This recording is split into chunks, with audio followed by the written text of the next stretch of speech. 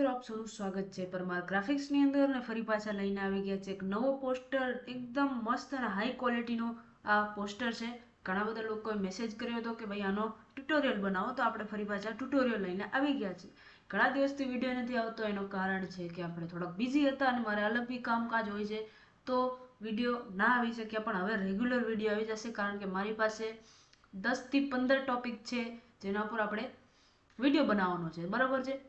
તો આવા નવા વિડીયો હું બનાવું એના માટે તમે ચેનલને સબસ્ક્રાઇબ કરી લેજો, લાઇક કરી લેજો, કમેન્ટ કરી લેજો. પહેલી વાત તો કમેન્ટ હું બધાના વાંચું છું, બધાના રિપ્લાય બી આવે છે, તો કમેન્ટ જરૂરથી વાંચજો, લખજો, બરાબર છે. તો આપણે આજ આ પોસ્ટર બનાવવાના છીએ. આ તમારે આખી ડિટેલ આની સામે છે તમારી પાસે.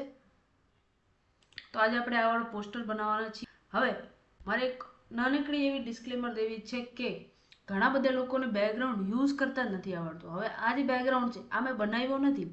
મારી પાસે એક બેકગ્રાઉન્ડ હતો, થંબનેલનો બેકગ્રાઉન્ડ હતો. ઓકે, આ રહ્યો થંબનેલનો બેકગ્રાઉન્ડ.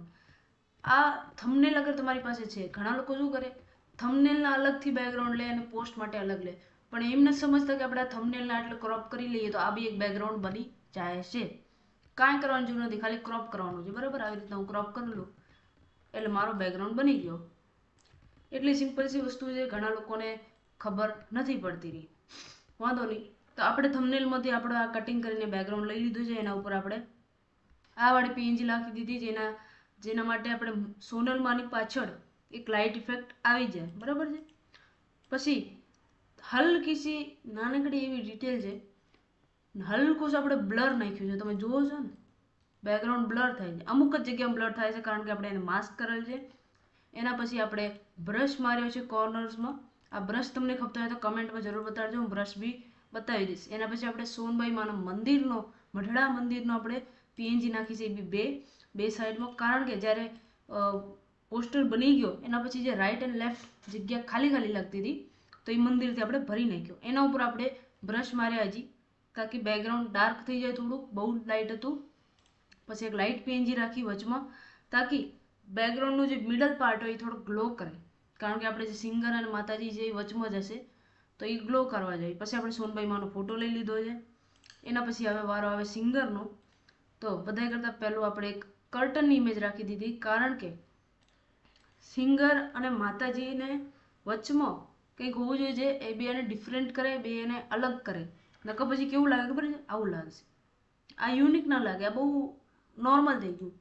એટલે આપણે કર્ટનની ઇમેજ રાખી દીધી, લાઇટ પીએનજી નોર્મલ બધા રાખે જ છે, બરાબર.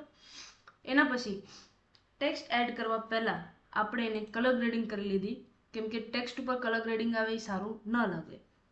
પછી એક ટોન આપણે સેટ કરી લીધી. એના પછી આપણે આપણું ટેક્સ્ટ નાખ્યું, ટીમ પાર્થ કટોડિયા. એના પછી સિલ્વર ઇફેક્ટની અંદર આ લખેલું છે. તમને આ પીએચડી ફાઇલ ખપતી હોય, આ ટેક્સ્ટની ઇફેક્ટની પીએચડી ફાઇલ ખપતી હોય તો મને જરૂરથી જણાવજો. તમે જોઈ શકો છો, આ ફૂલ્લી એડિટેબલ પીએચડી છે આપણી પાસે, જોઈ શકો છો અહીંયા તમે, બરાબર છે. અને જો તમને આખી આ પોસ્ટરની પીએચડી ફાઇલ ખપતી હોય તો બી જણાવી દેજો, આપણે મળી જશે કમેન્ટ સેક્શનમાં, બરાબર. અને પેડ હશે, બધી વસ્તુ પેડ છે, બરાબર છે.